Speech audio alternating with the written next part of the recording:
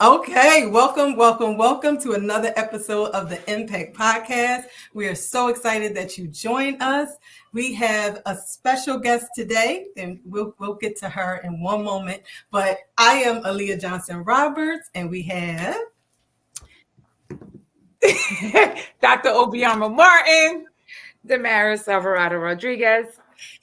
and And we have Essence Allen Presley as a special Yes. guest. Yes, I'm so excited to be here. Thank you for having me. I'm so excited that you are here, Essence. I cannot wait to share all or allow you to share all that you have because I consider you to be, like in my world, an expert in the early intervention space. Okay. And I thought it was amazing to have a connection because I know for me in my center, I'm always trying to figure out what's going on that side. Like, I feel like we're in our programs and we know our side, but there at times could feel like maybe a disconnect. And I would definitely not say that I am the most knowledgeable about early intervention. So what we did was we brought the expert here so that we could share her with you guys. So so I'll start it off by saying, well, I titled this podcast, These Children Don't Belong Here. Because I know I've heard it. I've heard it a number of times in those moments of frustration, or you may not get typical children in your program. And then it becomes this question of, well, this isn't the best space for them anyway. And that's a lot of controversy here. So before I get to that question, I do want to start out by, asking you to share who Dr. because I feel like you didn't put the doctor on there, who Dr. Essense Presly is and what you do. And wait. Every time I see her, and everywhere we go, they're like, "Oh, Essence," and I'm like, "Doctor." It irks my soul when they do that. Right. Oh gosh, thank you guys. Well, I just want to say that you're like, when I came to know you, and I know you're going to tell everybody who you are, but to me, you're like a superhero, right? Because I don't know of any Black or brown person in our space that gets to do what you do. And I feel like our children are so unrepresented. So I've always just been like, whatever, you know what I mean? Because like, who else is there? There's only you. There's only you. So I just wanted to say and that burden must be so heavy left. So I agree. Ditto everything that Dr. Biama said. You are like my inspiration, my idol. Oh my gosh. Hands down. I really applaud you. Yes. Oh my gosh. Thank you so much, guys. Don't make me cry. So you gotta tell the listening audience, like, how did you get here? Yeah. So first tell us who you are. Tell them who you are. Just in case you know. So I just want to say thank you just for having me today in this space. Thank you, Aaliyah, Dr. Martin, Alvarez, Damaris. You guys are so interesting how you're an inspiration to others, but then for me, I always see other people doing great things, and you guys are inspirations to me. So I can humbly say that the work that I do is because of the work that you guys do out there each and every day. And I'm just in that space to bring it to light, because without you guys, there would be no me advocating for what I do. So I just want to preference that in all that I do it because I know there are people out there working hard. There are people out there caring for our early childhood children. And I know they don't get a voice. And it's interesting, Damaris, when you say, I'm humble about the doctor on my name, but that really all inspired from you guys out there doing the work, right? I was just in a space to really put it to get into that room and have a seat at the table. So please, please, please humbly continue to do what you do. Invite me back anytime to have a conversation about any of this, because we literally would not exist without the work that you guys do each and every day. So I just want to preference that with understanding I applaud you, and the work that I do is because of the work that you guys do every day. So Who is Dr. Essence Presly? So really humble beginnings, you guys. So I started out in K-12, special education, middle school. And I'm going to tell you, this is like God sent, because literally the population that I was getting for middle school, when I knew that they literally did not know fundamentals. And when I mean fundamentals, I'm talking about alphabet. I'm talking about phonics, sounds. I am talking about handwriting. Like what I was seeing in middle school special ed was shocking, especially for our African-American boys, our Hispanic and minority boys. It was just like, how did you get here? Right. And not in a negative way to, to say they did something wrong. Right. But what happened along in the system for me to see 13, 14, and 15-year-old males not be able to give me phonemics, right? Sounds. Like I'm talking basic. And I'm like, wait, this starts in early childhood. Like this is not making any sense to me, right? So literally I end up getting a job at early intervention as what they call a SI, which is a special instructor. I did that for a while, had the privilege of working in early childhood programs. And some of what I saw was appalling, not in any of your programs, right? But those other programs that exist out there, it was just appalling. It was like, oh my God, like this is how kids get to 8th grade, 7th and 8th grade with no phonemics, right? No basic understanding of what I felt should be happening in our early childhood space. And honestly, not just what I felt, what development and research shows us that should be happening at those prime years of 0 to 5. So did that for a couple years, literally saved up some money. And we all get that myth, okay, they could do this, but I could do it better, right? So that's how a lot of people end up going into business, because they feel like they could do it better. But one of the things that I really wanted to focus on was individuals with developmental delays. Right at this point, talking, our program's been open for 12 years now, maybe 13, just trying to ramp up. Spectrum children or children on a spectrum wasn't really at the levels that we're seeing it now. I think even 13 years ago, we had a couple kids, right? But definitely not at the numbers that we're seeing now that brought me to this space and this conversation today. So it was really like we were a specialty. So going into business, it was like, okay, Essence, what's your niche? And for me, my niche was, well, what do you already do, right? What do you already hold degrees in? What do you do well? So it was really working with the special ed population. So I did that for a while, was able to connect with other family providers, really kind of showed me the ropes. And I knew the uniqueness that I brought was, I knew if my program didn't give them an early start, I knew what was to come when they got to K-12. So being in that space for a very long time, working through the ranks of being in the space of K-12 and having several positions within the school building, I knew what was to come. So it was not a mystery what was going to happen to those kids when they left me to transition into kindergarten. And I think on top of that, there was a lot of gaps that I saw in the system that wasn't connecting. And one of the questions that you asked me, there are still a lot of gaps in the system that is not connecting, right? You would think we would be further than what we are, but we are not.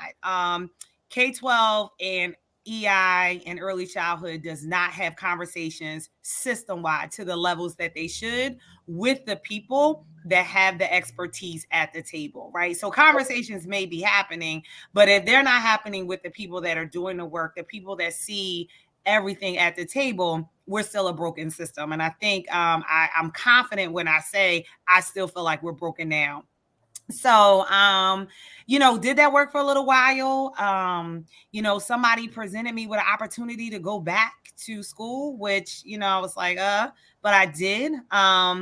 And so really when I went to get my doctorate at St. Joe, the question really came up is, what are you passionate about? I'm like, I'm passionate about special ed and I'm passionate about early childhood, because I know what happens when people don't get a great start, right? They end up in the special ed system for lifetime. So I was able to really match my passion up with the academic work that I needed to do. So everything that I did in my dissertation studies, every class, everything really was about this work. And I just learned more about the system, more about what's happening behind the scenes. And really, that is who you see here, a person that put the time in to understand the lenses of K-12, the lenses of early childhood, and the lenses of early intervention. And so, and as you know, Dr. Martin said, it is very unique. I do wish it would be more people that comes over, but I do understand it has taken time for me to develop the skill and craft that I have. And I'm very proud of it. And I think to even get to present day is still advocating, right? Still advocating for a lot of system gaps, still advocating for parents. And I think this comes up in some of your questions later. You know, and it's interesting the topic that you gave it, because I think when you don't understand all sides of the system, it's very easy to blame, right? It's very easy to blame. And we want to blame because it's comforting. It's what we know, is what we know how to do. But I think our preference, even going into the conversations and the questions that come up today, is that there's really no one to blame. And the reason why I say that is because our system is feeling, all three of the systems are feeling pressure, right? That they have not felt before. So when you start to be in unmarked territory, kind of like what COVID was, right? When we had no game plan for that, you don't really know what to do. Right. So you're kind of, you know, flying a plane while building it. And that's really what is happening when we talk about that triangle, or what I reference, the triangle of early intervention, K-12, and early childhood, because we are a triangle that we have to at some point begin to understand that we all need each other. We cannot function. And unfortunately, we're just not there. But we're not there yet. But we're going to get there. We're going to get there. So, yeah. So that's a little bit about me. Been doing this work for a minute. November marked our 5-year for an institute that I opened, really just to kind of get to this space. Thank you. And it's really just about the gaps that I continue to see. We'll talk about some of the other stuff that we're doing. Guys, that's really just coming from like, look, they're not doing what we need. So we need to do what we need to do, right here. Like you said, at this podcast, doing the things that I truly feel like we have strong, educated Black women. I'm on a podcast with some strong women right here. So I'm at the point that I don't need a government system or a city or a political official to tell me what needs to be done, because we are all smart, educated women, men, expert in the field doing the work. And we just have to stop waiting for someone to fund it. You know what? I'm going to fund it myself, just like you did. I'm going to put this podcast together and we're going to make it happen. And then they'll come knocking on our door. So I just truly believe that. And that's girl, you talking my language, girl. You talking my language. I had to come off mute. Yeah, like that's the space that I just kind of feel like we're in. We have to build our own table, build our own room, and invite them to understand the work that we're doing for our communities, because that is really who needs it and benefits from it. Amen. Wow. Amen. That was powerful. Thank you. And I feel like we should just skip all these questions and just go into the deep, because that's why we do ourselves, right? You know, we don't have to have, we do not stay within the box, right? Right. We have prompts, and we use them or we don't. Okay. That's right. Right. It's funny, Essence, how, you know, for the past 20 years, I've been working, you know, in childcare, and I've always noticed the disconnect with children with special needs. And that became one of my heartfelt missions, right? To create an inclusive environment for children, of all children, right? Mm-hmm. And I hate, until this day, I receive phone calls from other providers and say to me, you know, I referred a child to you. He has an IEP because I know you know how to work with them. Mm-hmm. And I'm like, you can't, you know, first of all, it's illegal. Mm-hmm. Second of all, stop doing that. Stop throwing kids away, because that's when you have these families that come into your programs and they're afraid. They're afraid to tell you my child has an IEP or something as little as a small speech. You know, we are able to identify, you know, when a child has something because of the years of experience that we have, you know, looking at children, the way they, you know, they maneuver around the classrooms, even the way they speak. So, you know, those are sometimes those conversations, you know, between me and the families are pretty difficult. right? They're afraid. I understand why they're afraid, because a lot of programs are, getting rid of them, or telling them that they can't, or referring them out. It really just irks my soul. And I really wish that if we had, just keeping it real, the proper supports, and we hold these systems accountable for what they're getting paid for, we would be able to really support these programs. These children, I'm sorry, and the programs, right? To be able to support the children. I just feel like there's a lot of BS, right? A lot of political stuff that people look the other way from, and it just angers me because we're not doing anything well, and it's only to our Black and brown children. And I see it in my program. I see it. Yeah. You're absolutely right. So interesting.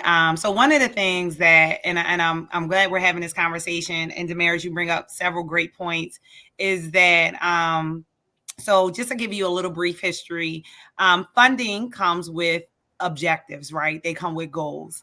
So when we think about funding, everybody has to stay within their lane of funding.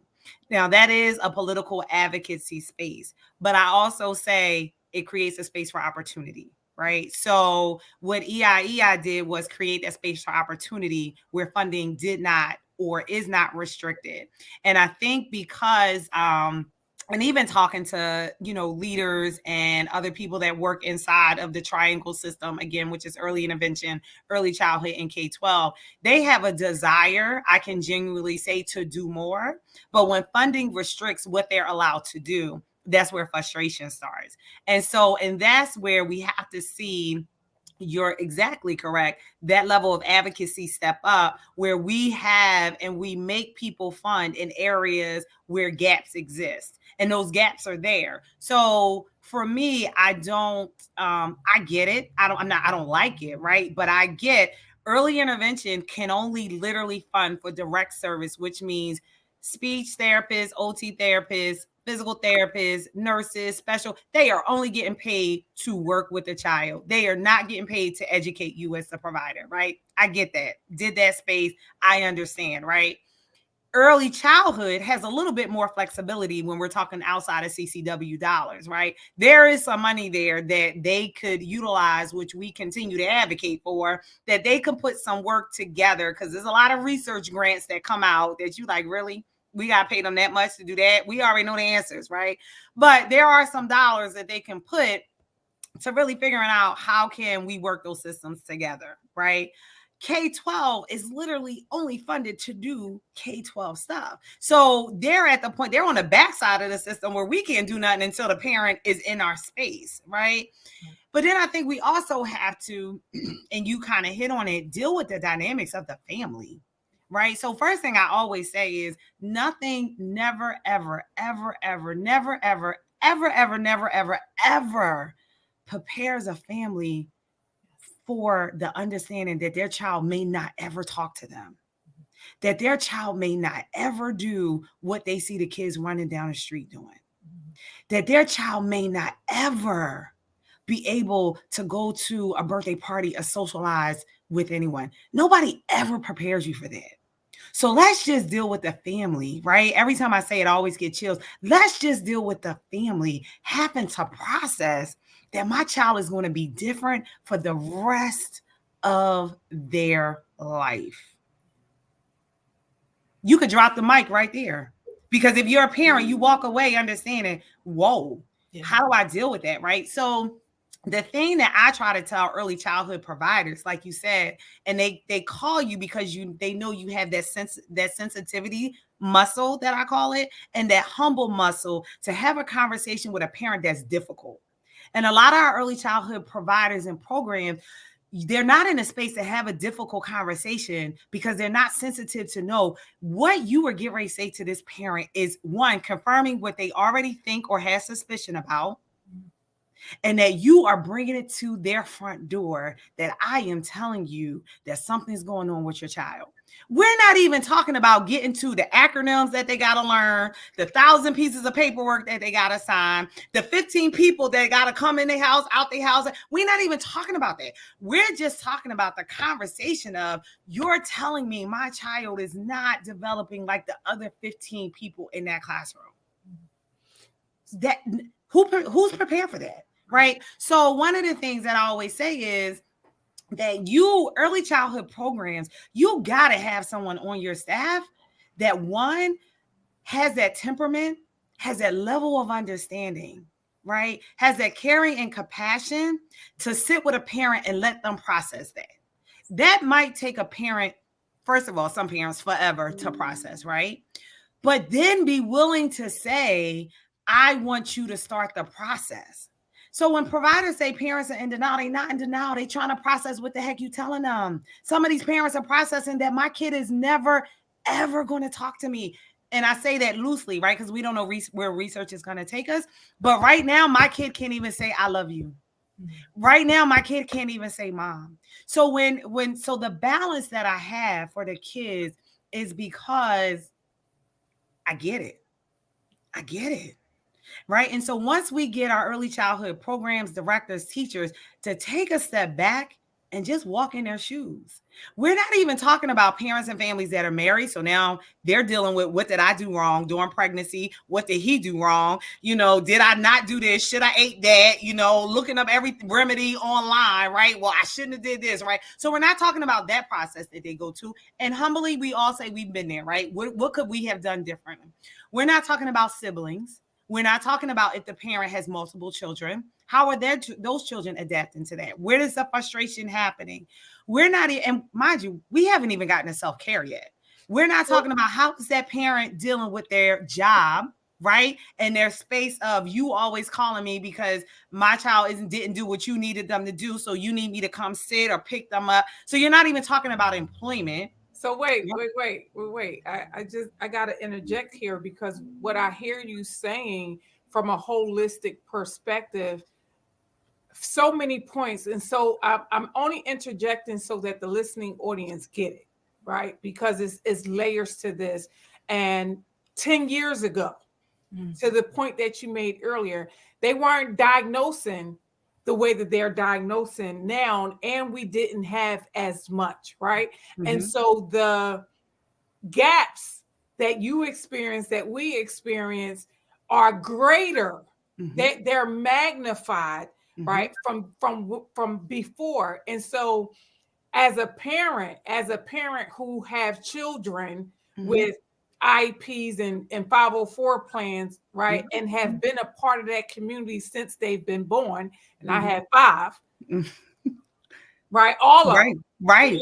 So the providers, the advocacy piece, but also what I hear you saying that's really critical, because the frustration for me comes when people are like, I want to get in childcare because they think they're going to make this quick money, mm-hmm. or they are only interested in what I need to do to get pre-K counts, what I need mm-hmm. to do to get Head Start, not understanding the ramification and the full picture of what mm-hmm. comes with that. They're the work behind that. Yeah, they're looking at the dollar, and they're not understanding the families mm-hmm. and the children mm-hmm. that's attached to that. So when you say take a step back, and that's why I wanted to intervene, you're not just, we need you not to take a step back onto, not just considering what they all need, but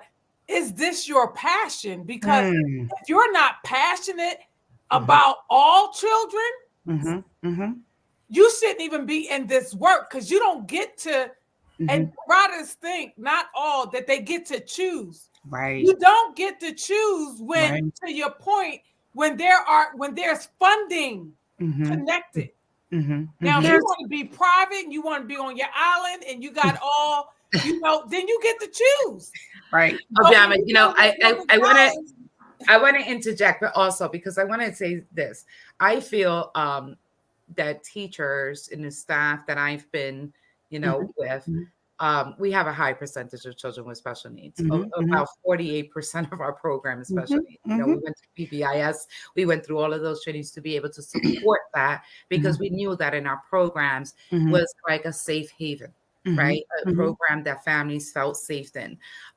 When teachers came in, I think that once I shared, we have a high percentage, and this is how we're going to support you, and this is how we're going to, you know, transition these students in, they get really scared. And here's the thing: I think that early childhood educators, when they go to school, there's no emphasis, number one, on special needs. You know, just kind of like the really, if they're lucky, just the basics, right? So they get really, really scared, right? It's intimidating when they have 4 or 5. Last year we had 10 kids with IEPs in one classroom. We couldn't move them because every classroom had a 6 or 7, right? The return of COVID. Some of them were misdiagnosed, quite honestly. So, and then guess which ones they were? The Black and brown kids, right? I'm like, this kid does not need behavioral. This kid needs a hug. Yeah. Right?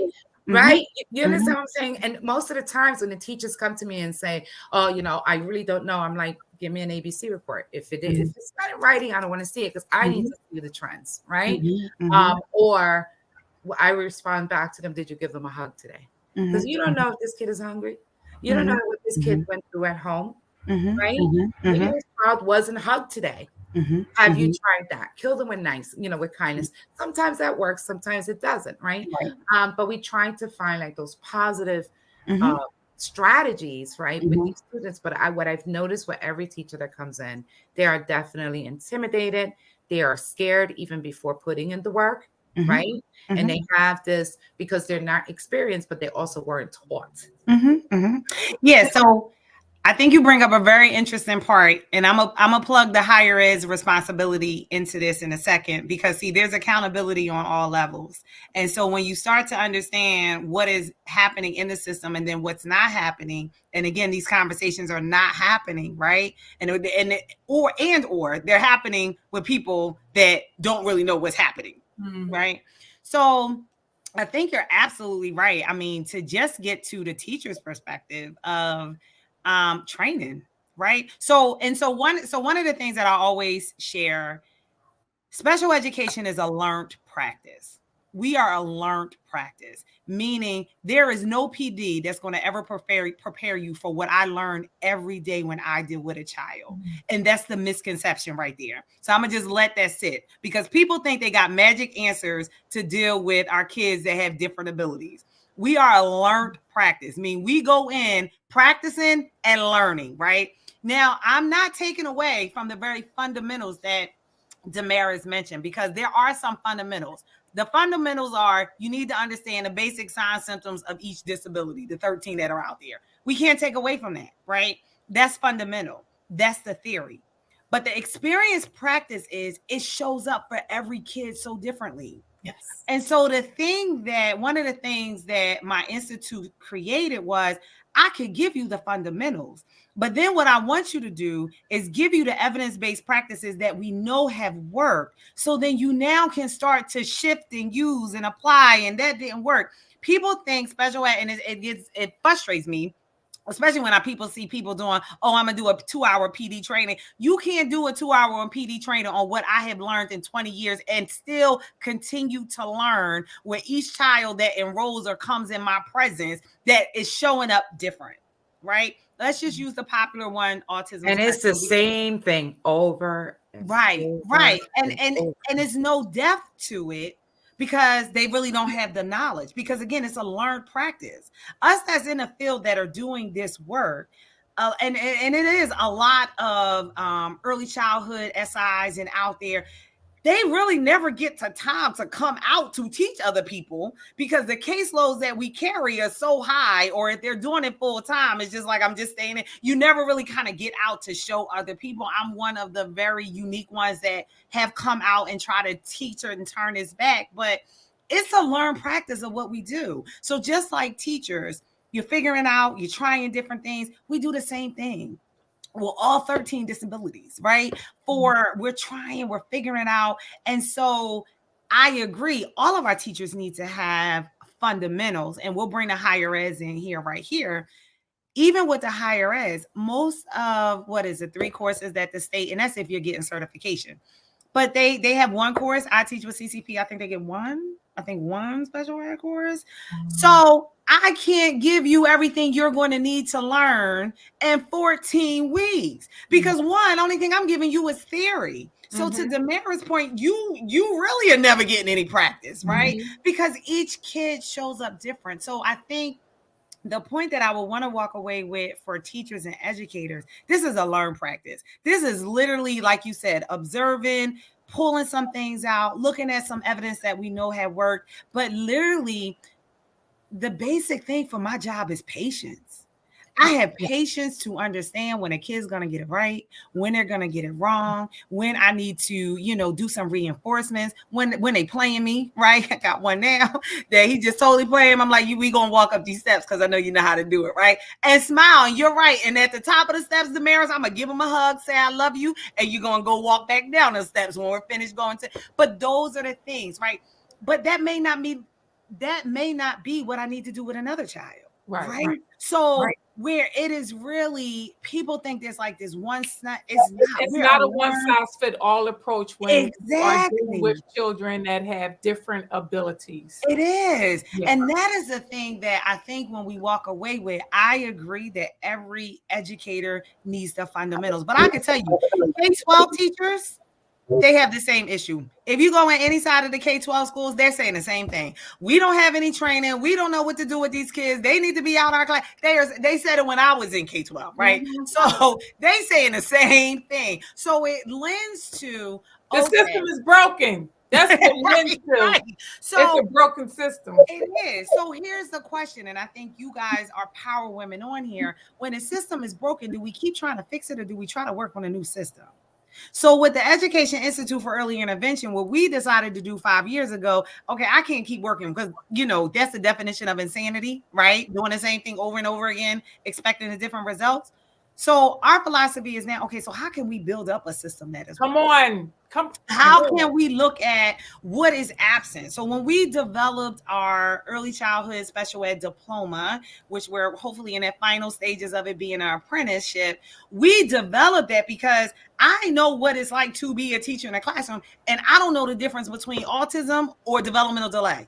Wow. We can't even have how are you having a PD with a person that don't understand the two differences? One has very distinct characteristics, right? And I know Damaris had to jump on her phone, but how do you know the difference between a person that has trauma, right, and a person that has a social emotional, could be developing some other emotional disturbance? Like, those are different. So we got to start having that conversation with our early childhood population as a whole, assistant teachers, directors, owners, and everyone, because you need to understand trauma may show up as a behavioral, but when I have a conversation and understand a holistic picture, that trauma is not going to display the same emotional needs for a kid that's being impulsive, a kid that's being hyperactive, because the characteristics display differently. But if we're not having that conversation, we just keep trying to put everybody in a bucket because everybody's not special. So let's just talk about. And Essence, here's the other thing, and I know you hear this and you see this, and I just want to draw attention to it. Children also mimic behavior as well. And so just because we see a child that is mimicking, you got to also be able to know when that child really is normal, right, versus them really haven't, because that's the other thing. It'd be like, oh no, and I'm like, no, I think they're mimicking, especially siblings. I get that a lot when there are siblings and teachers, they make the assumption, oh, well, the sister's like that or the brother. Okay, but that's learned behavior because of the proximity. Right, exactly. And I think and that is where we have to start to educate our educators of understanding an array of things. So Ray is great. I know, we had a CDA that's great. We talk about the fundamentals, health and safety and stuff like that. But at some point, you got to infuse that there are different abilities coming into our programs. And we got to be able to do the work to understand, like you said, how is that showing up? You got kids, and I've been in early intervention for a minute. They do some things at home, won't do them at the center, or they do some things at the center, won't do them at home. And until you have a conversation with both, people like, oh, I'm being paid, right? This kid can do a whole bunch of stuff, right? But you got to be able to be confident in your skill level. And I really do believe our teachers possess that capability, but they got to be taught. They got to be coached to say, how are you having a conversation? Not talking about the kid, but understanding. So mom, talk to me, like, what's the routine when you leave here? Right? So you can understand, well, what is going on? Is the child getting some time, right? Maybe they do need a hug. Maybe they are like, look, I go to another job. So they go to, my mom's house. They got 8 other kids there and they just stay out the way. So it begins to explain. And I think, kind of get into it. And I think Dr. Martin summed it up, holistic view, right? Yes. We can't just talk about, and so I used to do this, the calculation of math when I was in K-12 of how much time teachers spent with kids, right? And it was heavier. So when you do the calculation, and I'm not open 10 hours a day, but when you do the calculation of 10 to 12 hours, at 5 days, that's almost 50, 60 hours, right? Let's take away the time that a child sleeps. So how much time is a child really getting, right, to be with their family and to do that nurture? So we have to take on what I call that second attachment theory of we're now that nurturer. So it's no longer okay. And I think it goes to the point, if you don't have that passion, get out the field. And I'll say that any day, because you are really taking, regardless, by default, you are taking on that second attachment figure for that child. And some of us are not willing to do that. And so what we have is, frustration and this. I'm willing to do what you can do, plus what you want to do, and what I'm going to do for your child because I care about them. Yes. Right. And I know that as a parent, we talk about this, but guys, parents don't even know how to parent. So when I say the village is sick, the village is sick. So when we start talking about why the parents not doing this, my husband has a parent, I'm like, how the parent going to do it? Because the parent don't know what they're doing. Yeah. So if we're saying that we're truly right, and I know you guys do it too. When I talk about my early childhood educators, and you're coming in this space, there is a level of liability that a person is expecting you to be an expert. So that means you need to know that you know what you know. And if you don't know what you know that you know, then I need you to go be a bank teller. I need you to go work at Target. I don't have no problem with Target because I need you to take the people that I don't want in my field. I'm good. Pay them $15 an hour. See, that's the language that I feel like we got to start shifting because we letting too many people in our space that don't need to be here. It's okay that Target paying them $15 because the ones that's going to run, let them go because I didn't need them that part anyway. And oh my gosh, I'm so excited. The leadership part, then, as you were talking, I just really thought about even the past couple of years, times when we had to shift how our program operated. And I knew, especially after COVID, I had to take accountability and prepare my program and my teachers and staff for what was about to come. We had no idea. We had children, whether they had IEPs or not, I figured we wouldn't be able to tell. So we had to, at times, say, listen, we're going to stagger and opening up classrooms. We may not open them all yet. We're going to make sure we not only have staff, even during the staffing crisis, we had to be selective of who we were hiring because, like you said, we don't just want anyone. But then we wanted to put additional supports because, I'm not going to neglect the teachers to say that, well, this is just what you have to do. We put in additional supports, including our own internal special needs coordinator who had experience and understood it a little more than teachers do. And then when we had our partner programs, I didn't just want the same PD. I don't want to do a child observation or I don't want to do, we literally asked for our first PD to be around learning the IEP process. A lot of times teachers don't understand. They need a one-on-one. That's what I hear. They need let's take a step back. Let's take a step back because I wanted them to be very clear about how the process works. And that documentation side is huge. That that moment when we have to say, okay, did you start your classroom off with the proper strategies of teaching them how to navigate the class? Y'all had your classroom rules? We created all of those basic things. I'm not saying it's easy, but there are some strategies and things that we need to make sure are in place. And I had to make sure even my leadership team was prepared to support teachers and holding them accountable. Then we had an accountability space for enrolling children, partnering with families, asking questions, right? There are a lot of layers. And you guys mentioned earlier in regards to these new funding sources, right? Pre-K counts, Head Start. I had to learn through experience that there's a difference between DHS requirements with health and safety. And now when we get these funding sources, and that's education, now we're talking about the IDEA. So now we're navigating all of these laws, and they're saying we have to do this, and they're saying we have to do that. We had to contact attorneys sometimes, like, hold on a second, because we had to start understanding the rights. And there's times I have to ask teachers and make sure that they are doing what they're supposed to do before we even contact anyone outside of the program. Because we have responsibilities as well. So this is where I think leadership comes in, and there's a level of accountability and excellence that we have to make sure that we're showing up every day in servicing children and families, because we're about to have play sessions so that we can show our families how to play with their children, because some of it is they learn it while they're in the program, then they go home, and if they're in this space where they don't know how to interact or create boundaries and rules and continue on what we've taught them, then we need to work with the families as well to make sure that there's a continued success level for the children. So let me drop some nuggets for you. Go ahead, Mary. I was just going to say, also understanding the cultures, right? Is really, really important to connect with these families, because there are, I have a lot of cultures, different families enrolled in our programs.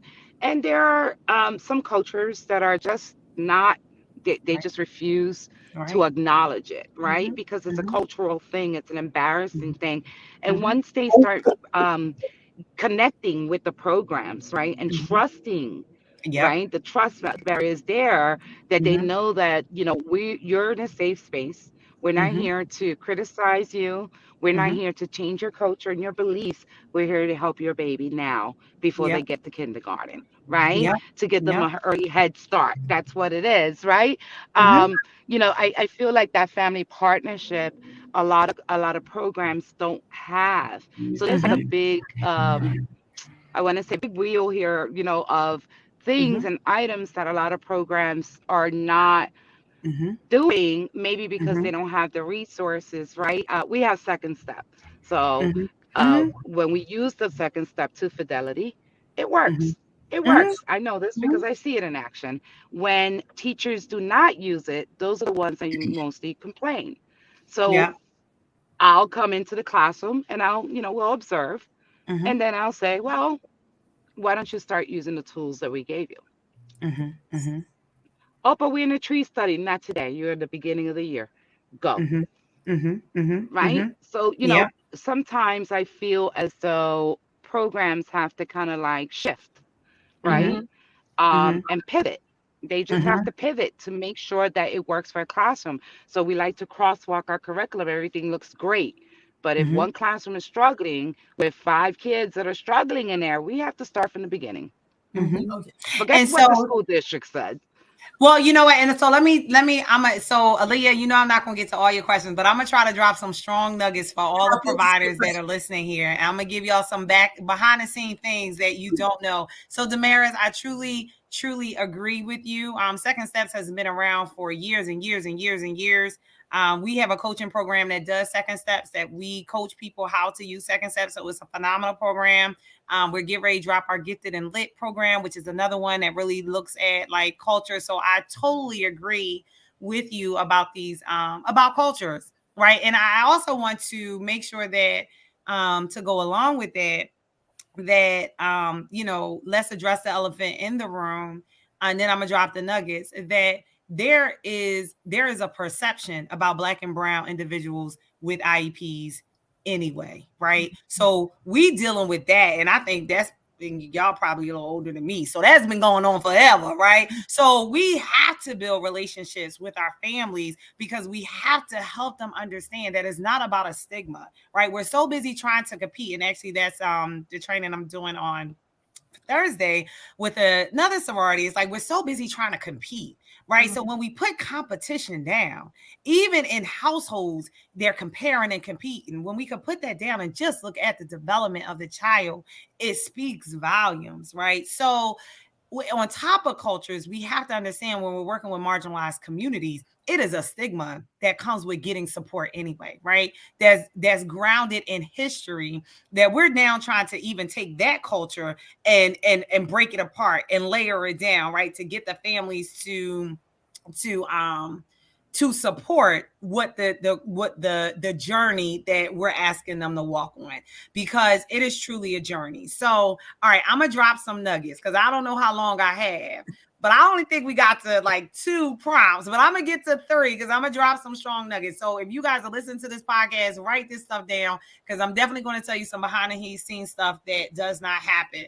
So Aaliyah mentioned, understanding the IEP. So first and foremost, anybody that receives federal dollars, you're required to follow IDEA, right? Childcare works are federal dollars. So when you look at federal dollars that are available to the public, that means you are responsible for following those, right?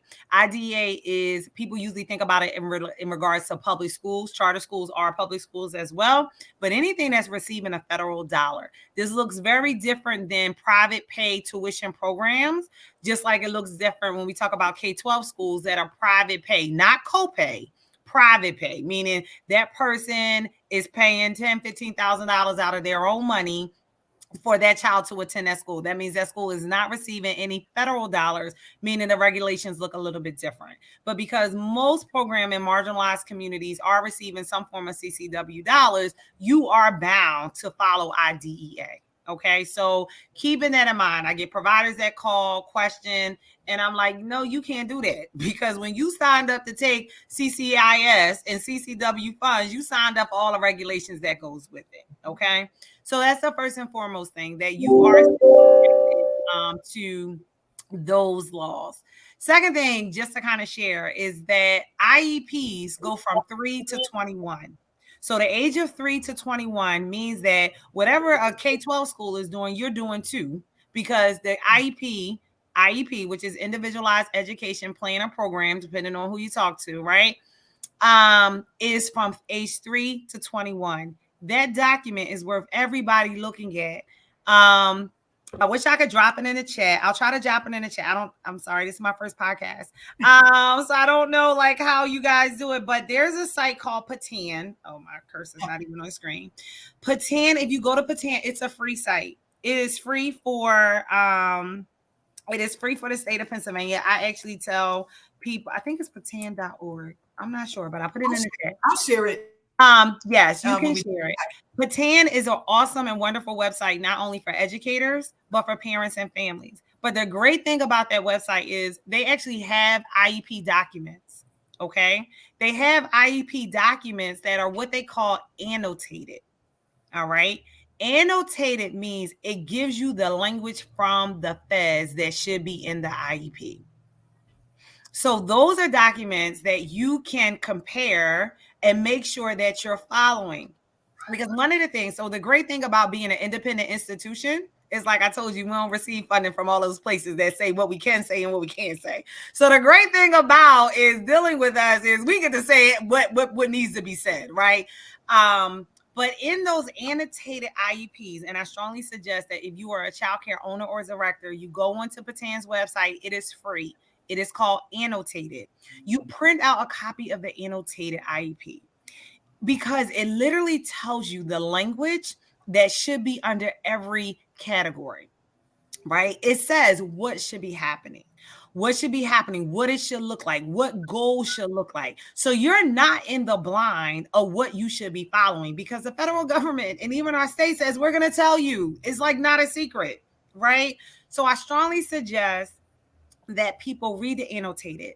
Now, for my babies that are birthed to 2.11, which is right before birth to 3, but right before they transition, is called the Individual Family Service Plan. If you go to Patan's website, they also have the annotated version for that. Family service plans are oriented for family. They are very, very family centered. So the language looks a little bit different. The reason why you will want to have a copy of that is because, and we're going to talk about this, but when IEPs come into your program, you need to be able to read them and understand what you should be doing and not doing. So when there's a conversation of if a program can handle this IEP, you have the leverage to say, I'm not sure we can do that. Because when you start talking about, and I saved this for last, when you start talking about classes being pretty much majority of special ed, that's against the federal law because the child is supposed to be 80% on supplemental care with regular children.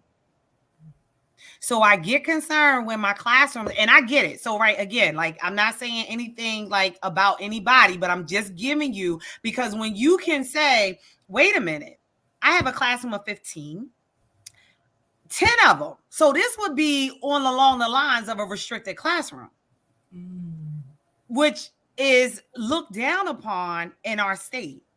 Oh, come on and keep dropping these nuggets. Come on, keep dropping these nuggets. So when That's all I'm saying. But how funny it is that then they pull out that suspension expulsion policy out on you. So we're going to talk about right? that. I was hoping we get and then you got to pull back that pretend paper and be like, this is, yes, keep talking. Yeah. That's why you got to read so you know what your rights are as a provider. Exactly. So when we talk about, and again, I know I'm not going to get to all this, so Lee, you're going to have to do like a part 3, part 4, part 5. Because this is a lot of law, right? It's a series.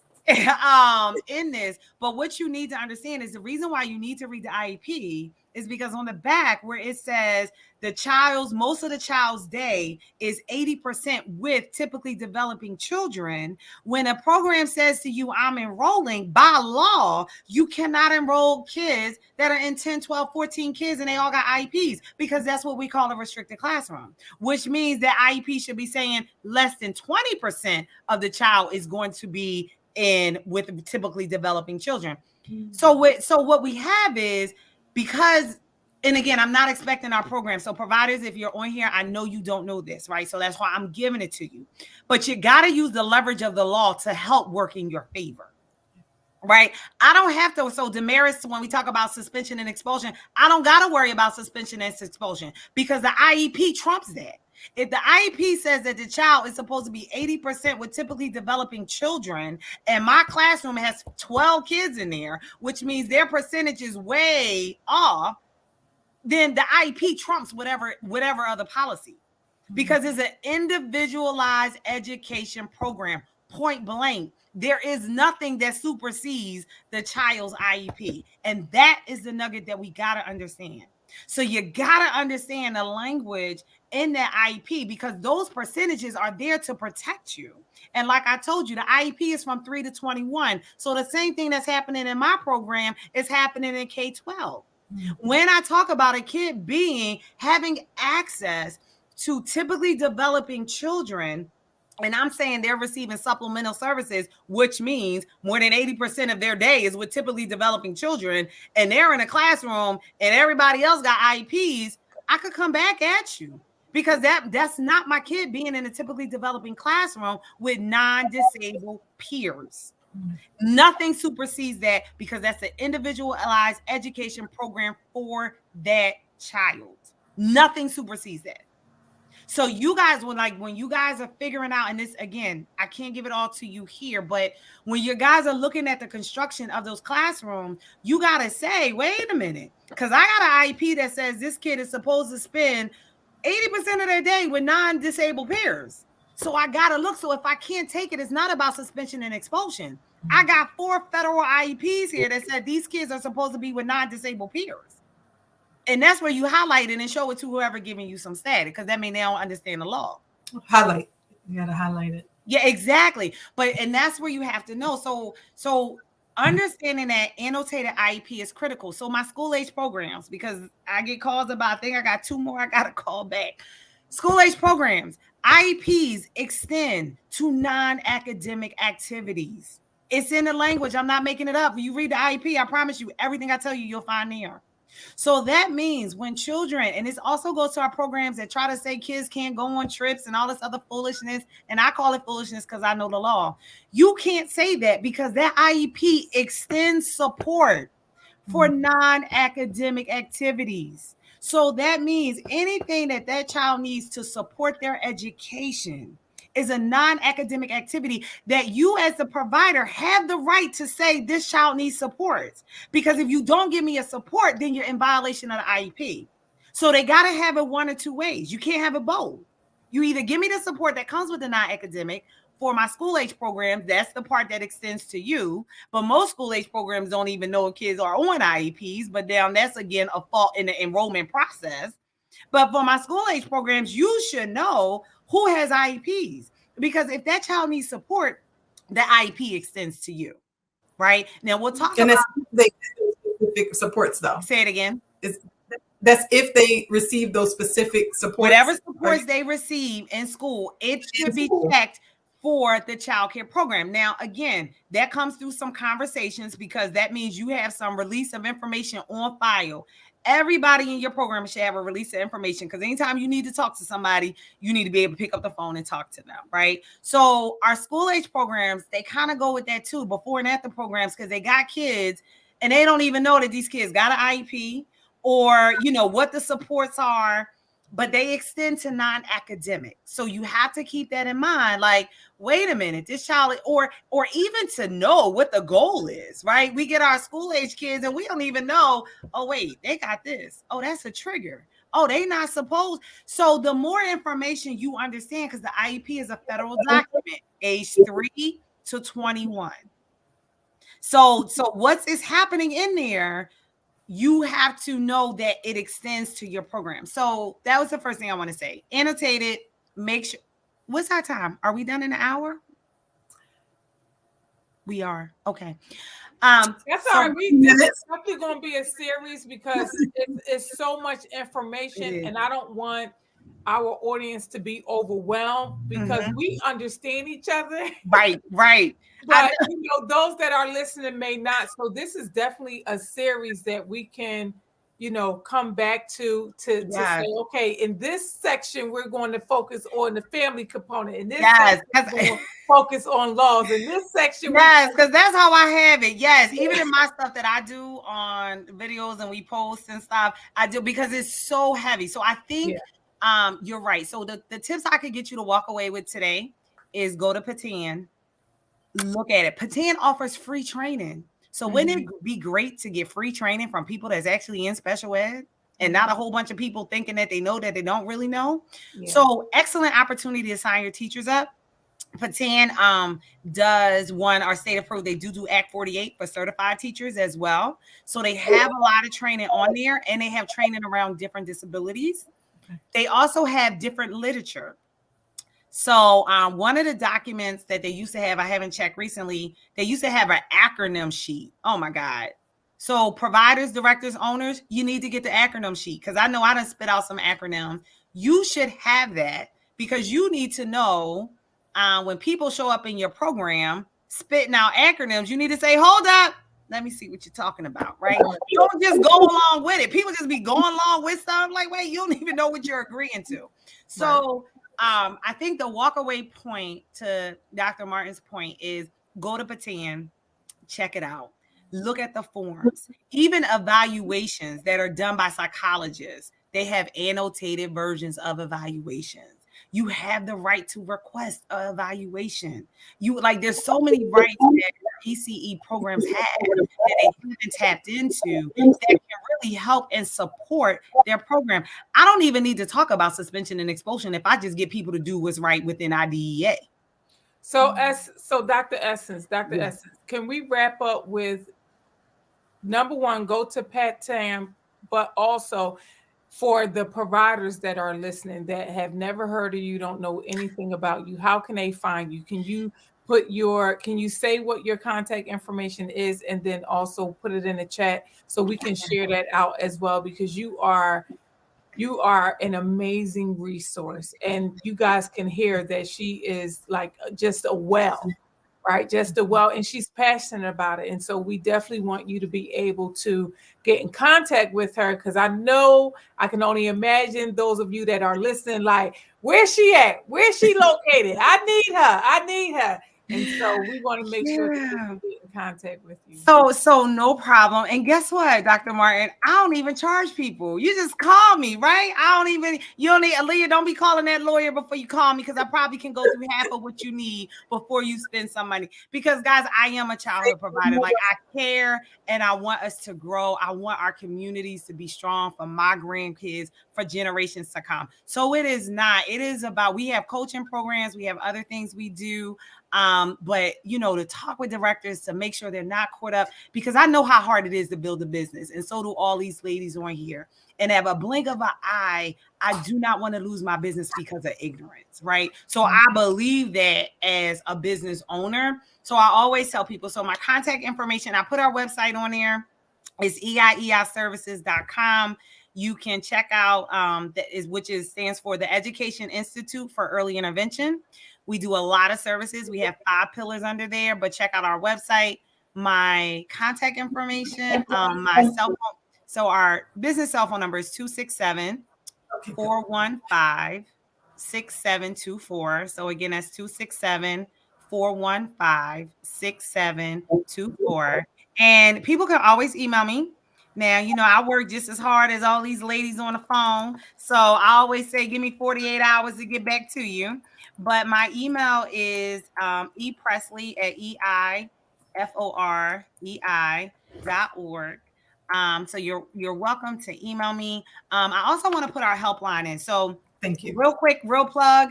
Our helpline just launched. So it's so funny. Aaliyah text me. So I'm going to tell you guys, this literally came from the ECE space. This helpline is for you guys. We have a database of over 1,000 resources. This helpline is for you. And really, the reason it was developed is because we knew the frustration. Programs did not know who to call, how to call, who's going to say what. The state thinking that is no problems. I'm on the phone are you crazy? It's a whole bunch of problems. Providers not really wanting to say what's going on, all of the space that we go through. So we created the independent helpline where you can call. We do respond in 48 hours because they either work or volunteer. And we really go through a series of questions. We get a description, understanding what's happening, and then we provide you with the resource. But the amazing thing, guys, about the helpline, it is a data tracking system. So we pay for what suicide prevention hotlines pay for to pull the data to present to the state of what the crisis is. Because they don't know. They talking something else. And I'm like, y'all ain't talking what I'm talking, right? I'm answering calls on the way to work, on the way home from work, all of that. So this actually hotline is for you. So that at the end, we can collect the data. We pull out some awesome graphics and reports to say how many calls we're receiving, what we refer them. And the amazing thing, we have a parent portal of this as well. So for the parents that don't want to have that conversation, you could give them. We have people that are trained to talk to them. Most of them will get me right now since we just launched, and we've been having parents call. So again, we're now able to track what a provider's saying, but also what are our parents.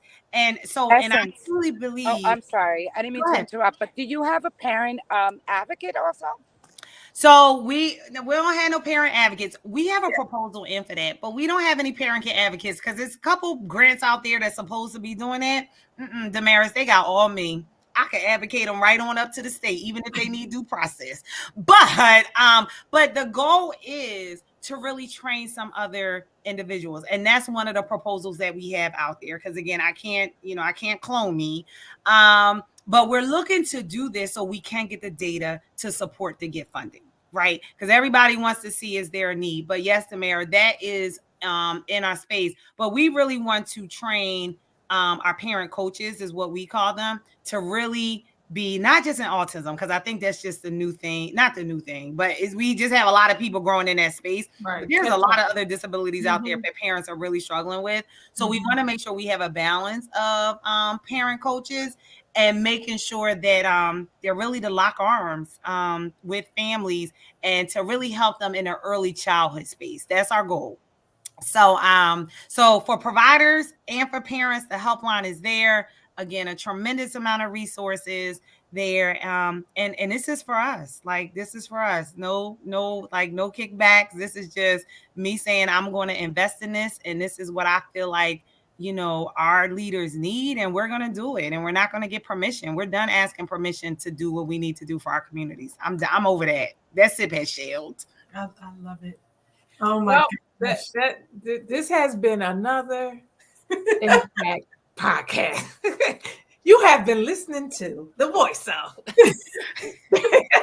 Dr. Essence Presly, none other, our superhero in this space. Yes. Thank you. Listen, for those of you who have been watching, Dr. Essence, thank you. Seriously, thank you. Like, you have been amazing. And so we support the work that you do. We applaud the work that you do. We celebrate the voice that you are. We celebrate you. Thank you. Thank you. And thank you for sharing your time with us today. So for those of you who are watching in, we're going to share her contact information. Keep watching, because we will definitely be bringing her back. And you guys can send us questions as well, because she gave out a lot of information. So if you have questions, if there is something that you like, can y'all talk about this the next time on your podcast? Absolutely. Aaliyah is more online than I am. So make sure you inbox her, inbox Damaris. They are both online more than I am, but we're here collectively as a resource. And so, yes, just thank you. That's all I can say is thank you. Thank you. And thank you guys for having me. This was an amazing opportunity. I just thought I was walking into something small. I done walked into something big. See these powerful women. So thank you for having me. And I'm here. Like, let's just do what we need to do for the kids and for the family. I love it. And the very last thing, I swear was going to wrap it. Everything you said and what you were doing is a testament to what we have spoken about on this podcast. And honestly, how the work that we've been doing together, we basically have just been creating our own tables, and you really just said exactly the same thing. And we wanted to get in front of other providers to say, you can do the same thing. And we said it in the last episode, I believe.